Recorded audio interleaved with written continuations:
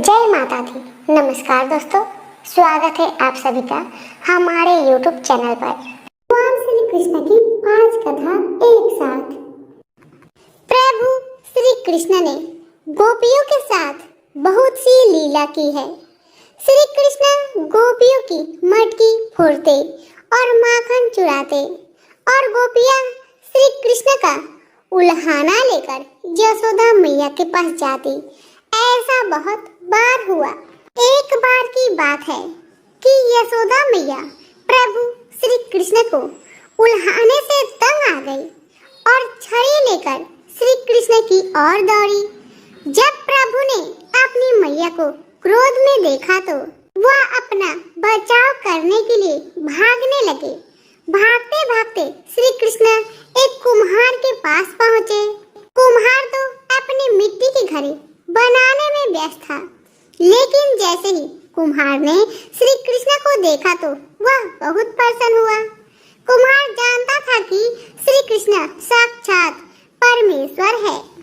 तब प्रभु ने कुम्हार से कहा कि कुम्हार जी, आज मेरी मैया मुझ पर बहुत क्रोधित है।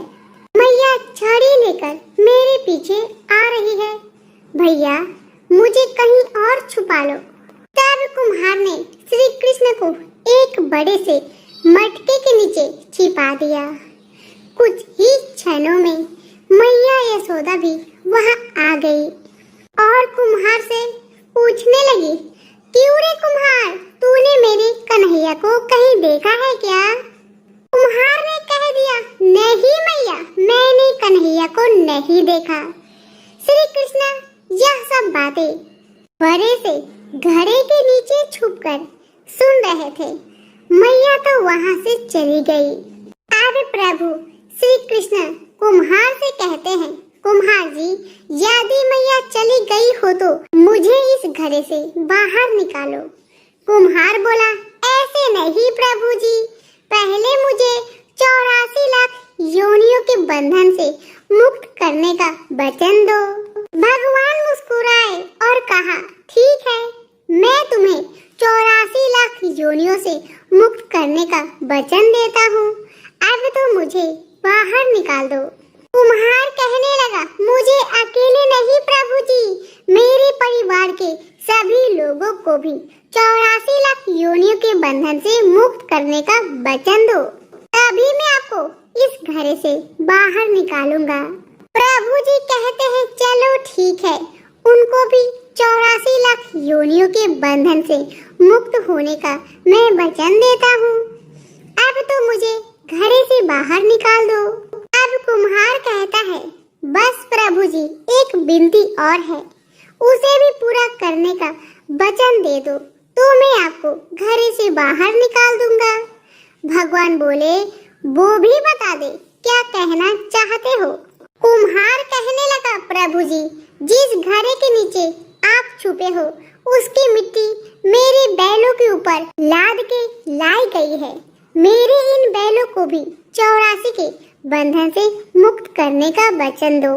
भगवान ने कुम्हार के प्रेम पर प्रसन्न होकर उन बैलों को भी 84 के बंधन से मुक्त होने का वचन दिया। प्रभु बोले, अब तो तुम्हारी सब इच्छा पूरी हो गई है, अब तो मुझे घर से बाहर निकाल दो। तब कुम्हार कहता है, अभी नहीं भगवान, बस एक अंतिम इच्छा और है, उसे भी पूरा कर दीजिए। और वह यह है कि जो भी प्राणी हम दोनों के बीच के इस संवाद को सुनेगा, उसे भी आप 84 लाख योनियों के बंधन से मुक्त करोगे। बस यही वचन दे दो तो मैं आपको इस घरे से बाहर निकाल दूंगा। कुम्हार की प्रेम भरी बातों को सुनकर प्रभु श्री कृष्ण बहुत खुश हुए और कुम्हार की इस इच्छा को भी पूरा करने का वचन दिया। फिर कुम्हार ने बाल श्री कृष्ण को घरे से बाहर निकाल दिया, उनके चरणों में साष्टांग प्रणाम किया, प्रभु जी के चरण धोए और चंद्रामिट लिया। अपनी पूरी झोपड़ी में चंद्रामिट का छिड़काव किया और प्रभु जी के गले लगकर इतना रोए कि प्रभु में ही विलीन हो गए। जरा सोचे, जो बाल श्री कृष्ण 7 कोस चौड़े गोवर्धन पर्वत को अपनी इक्वनी उंगली पर उठा सकते हैं, तो क्या वो घड़ा उठा नहीं सकते थे? लेकिन बिना प्रेम रिझे नहीं नटवर नंद किशोर। कोई कितने भी यज्ञ करे, अनुष्ठान करे, कितना भी दान करे, चाहे कितनी भी भक्ति करे, लेकिन जब तक मन में प्राणी मात्र के लिए प्रेम नहीं होगा, प्रभु जी कृष्ण मिल नहीं सकते। सभी प्रेम से बोलिए श्री कृष्ण भगवान की जय हो। दरअसल वज्र भूमि में भगवान श्री कृष्ण के एक परम भक्त रहते थे। उनका नाम था कुंभदास। कुंभदास का एक पुत्र था रघुनंदन। कुंभदास हर समय प्रभु श्री कृष्ण की भक्ति में लीन रहते थे और पूरे नियम से भगवान की सेवा करते थे। वे उन्हें छोड़कर कहीं नहीं जाते थे ताकि उनकी सेवा में कोई विघ्न न हो जाए। एक दिन वृंदावन से उनके लिए भगवत कथा करने का न्योता आया। पहले तो उन्होंने मना कर दिया, लेकिन लोगों के जोर देने से वे कथा के लिए जाने को तैयार हो गए। उन्होंने सोचा कि भगवान की सेवा की तैयारी करके वे रोजाना कथा करके वापस लौट आएंगे, जिससे भगवान का सेवा नियम भी नहीं टूटेगा। उन्होंने अपने पुत्र को समझा दिया कि वे भोग तैयार कर चुके हैं, तुम बस समय पर ठाकुर जी को भोग लगा देना। कुंभदास ने अपने पुत्र रघुनंदन को समझाया और वहां से प्रस्थान कर गए।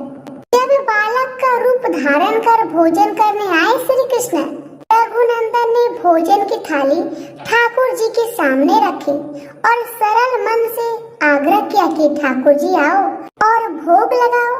उसके बाल मन में यह छवि थी कि वे आकर अपने हाथों से भोजन करेंगे। हम सभी भोजन करते हैं। उसने बार बार ठाकुर जी से आग्रह किया, लेकिन भोजन तो वैसा का वैसा ही रखा रहा। अब रघुनंदन उदास हो गया और रोते हुए पुकारा कि ठाकुर जी आओ और भोग लगाओ। जिसके बाद ठाकुर जी ने एक बालक का रूप धारण किया और भोजन करने बैठ गए। ये हर्ष देख रघुनंदन भी प्रसन्न हो गया। रात को जब कुंभदास जी ने लौटकर पूछा, बेटा तुमने ठाकुर जी को भोग लगाया था? रघुनंदन ने कहा, हाँ। उन्होंने प्रसाद मांगा तो पुत्र ने कहा कि ठाकुर जी ने सारा भोजन खा लिया। उन्होंने सोचा कि बच्चे को भूख लगी होगी तो सारा भोजन उसने ही खा लिया होगा। अब तो ये रोज का नियम हो गया कि कुंभदास जी भोजन की थाली लगाकर जाते और रघुनंदन ठाकुर जी को भोग लगाते, और जब वे वापस लौट कर आते तो वो प्रसाद मांगते। उन्हें एक ही जवाब मिलता कि ठाकुर जी सारा भोजन खा लिए।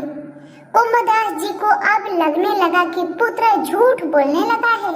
कुंभदास ने एक दिन लड्डू बनाकर थाली में सजा दिए और छिपकर देखने लगे कि बच्चा क्या करता है। रघुनंदन ने रोज की तरह ही ठाकुर जी को पुकारा तो ठाकुर जी बालक के भेष में प्रकट होकर आए और लड्डू खाने लगे। यह देखकर कुंभदास जी दौड़ते हुए आए और प्रभु के चरणों में गिरकर विनती करने लगे। उस समय ठाकुर जी के एक हाथ में लड्डू और दूसरे हाथ वाला लड्डू मुख में जाने को ही था कि वे जर हो गए। उसके बाद से ही उनकी इसी रूप में पूजा की जाती है और वे लड्डू गोपाल कहलाए जाने लगे। प्रेम से बोलिए लड्डू गोपाल की जय। वृंदावन की एक गोपी रोज दूध दही बेचने मथुरा जाते थे। एक दिन ब्रज में एक संत आए। गोपी भी कथा सुनते गए।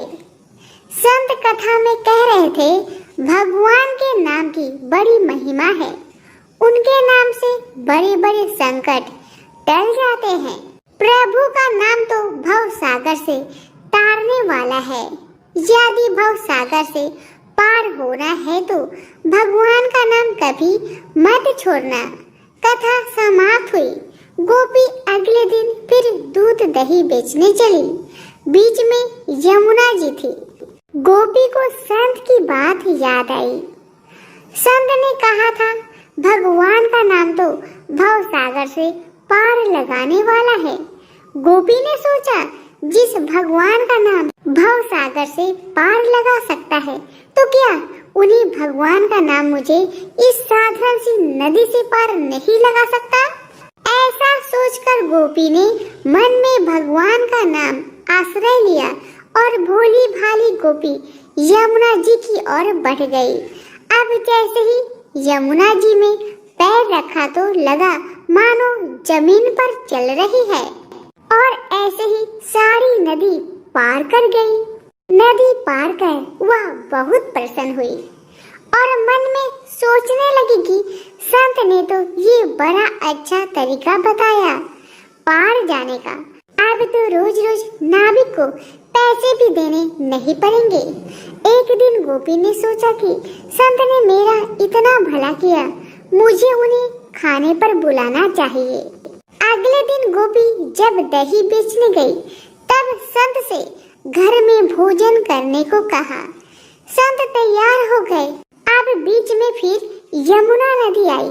संत नाविक को बुलाने लगे तो गोपी बोली, बाबा, नाविक को क्यों बुला रहे हैं? हम तो ऐसे ही यमुना जी में चलेंगे। संत बोले, गोपी, कैसी बात करती हो?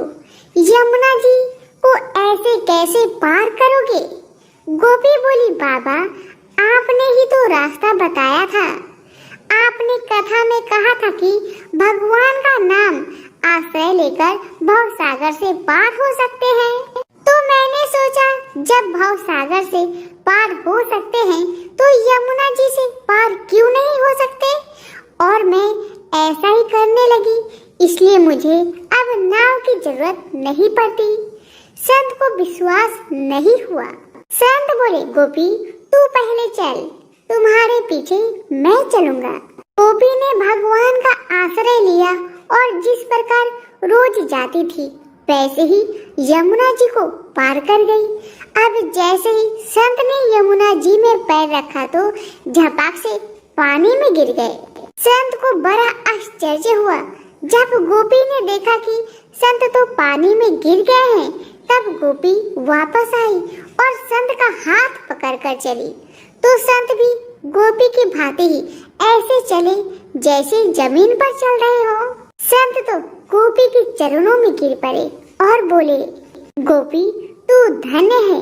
वास्तव में तो सही अर्थों के नाम का आश्रय तो तुमने लिया है, और मैं जिसने नाम की महिमा बताई तो सही, पर स्वयं नाम का आश्रय नहीं लिया। सच में मित्रों, हम भगवान का नाम जप एवं आश्रय तो लेते हैं, पर भगवान नाम में पूर्ण विश्वास एवं श्रद्धा नहीं होने से हम इसका पूर्ण लाभ प्राप्त नहीं कर पाते।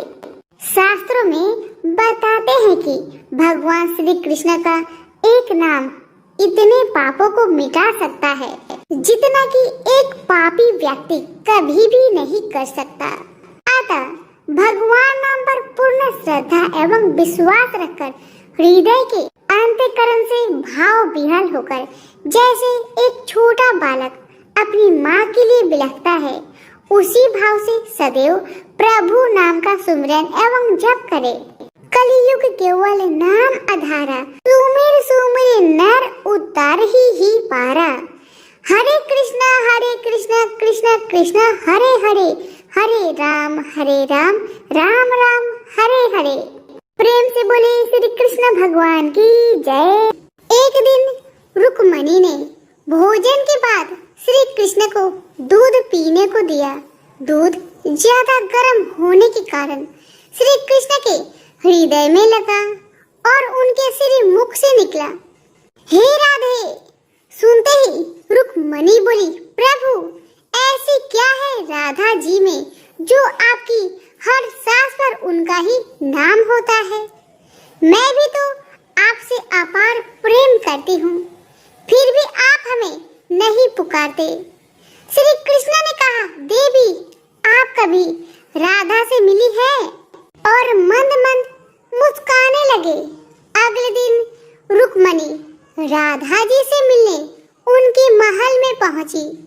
राधा जी के कक्ष के बाहर अत्यंत खूबसूरत स्त्री को देखा और उनके मुख पर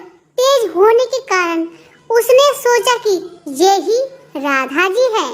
और उनके चरण छूने लगी। तभी वो बोली, आप कौन हैं? तब रुक्मणी ने अपना परिचय दिया और आने का कारण बताया। तब वो बोली, मैं तो राधा जी की दासी हूँ। राधा जी तो 7 द्वार के बाद आपको मिलेगी। रुक्मणी ने 7 द्वार पार किए। हर द्वार पर एक से एक सुंदर और तेजवान दासी को देख सोच रही थी कि अगर उनकी दासियां इतनी रूपवान है तो राधा रानी स्वयं कैसी होगी। सोचते हुए राधा जी के कक्ष में पहुंची। कक्ष में राधा जी को देखा, अत्यंत रूपवान तेजस्वी, जिसका मुख सूर्य से भी तेज चमक रहा था। रुक्मणी सहसा ही उनके चरण में गिर पड़ी। पर ये क्या, राधा जी के पूरे शरीर तो छाले पड़े हुए थे। रुक्मणी ने पूछा, देवी आपके शरीर पर ये छाले कैसे? तब राधा जी ने कहा, देवी कल आपने श्री कृष्ण जी को जो दूध दिया वो ज्यादा गर्म था, जिससे उनके हृदय पर छाले पड़ गए। और उनके हृदय में तो सदैव मेरा ही वास होता है।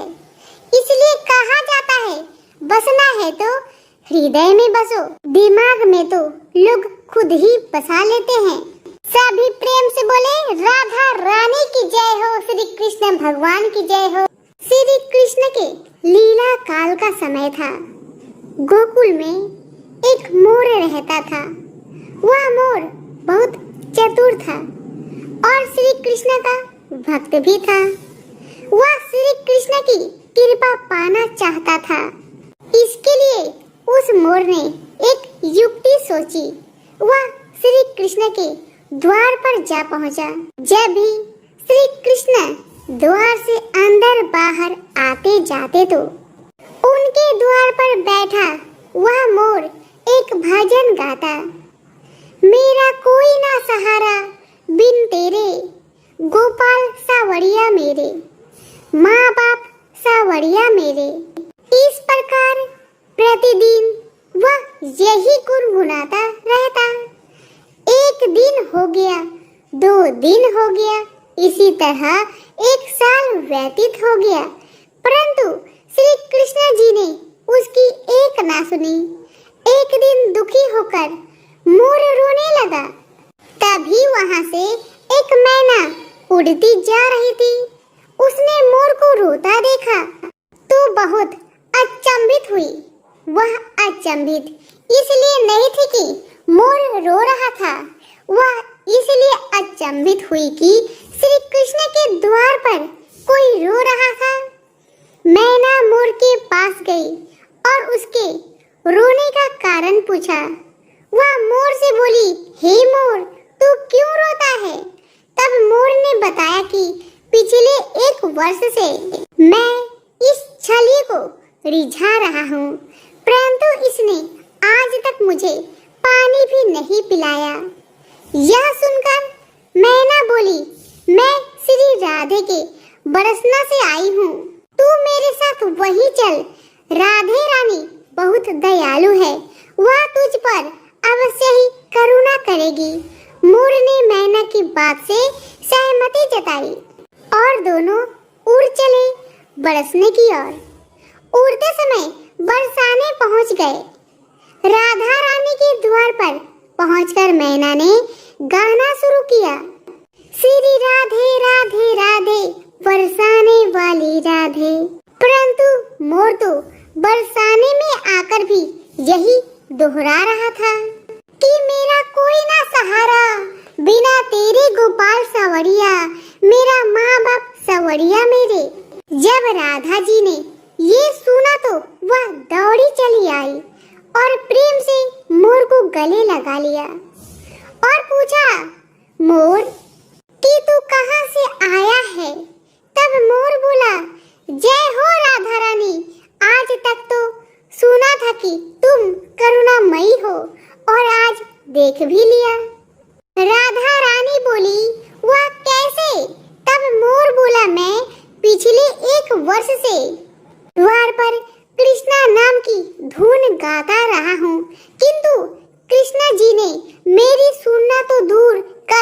तुझको थोड़ा सा पानी भी नहीं पिलाया। राधा रानी बोली, अरे नहीं मेरे कृष्णा, ऐसे नहीं है, तुम एक बार फिर से वहीं जाओ, किंतु इस बार कृष्णा कृष्णा नहीं, राधे राधे रखना। मोर ने राधा रानी की बात मान ली और लौटकर गोकुल वापस आ गया। फिर से कृष्ण के द्वार पहुंचा और इस बार रटने लगा, जय राधे राधे राधे, जय राधे राधे राधे। जब श्री कृष्ण जी ने ये सुना तो भागते हुए आए और उन्होंने मोर को प्रेम से गले लगा लिया और बोले, हे मोर, तू कहाँ से आया है?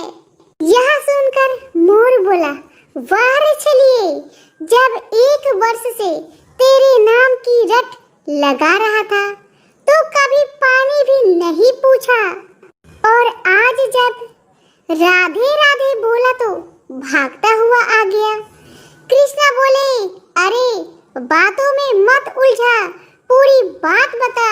तब मोर बोला, मैं पिछले 1 वर्ष से आपके द्वार पर यही गा रहा हूँ, मेरा कोई ना सहारा बिना तेरे, गोपाल सावरिया मेरे, माँ बाप सावरिया मेरे, किंतु आपने कभी ध्यान नहीं दिया।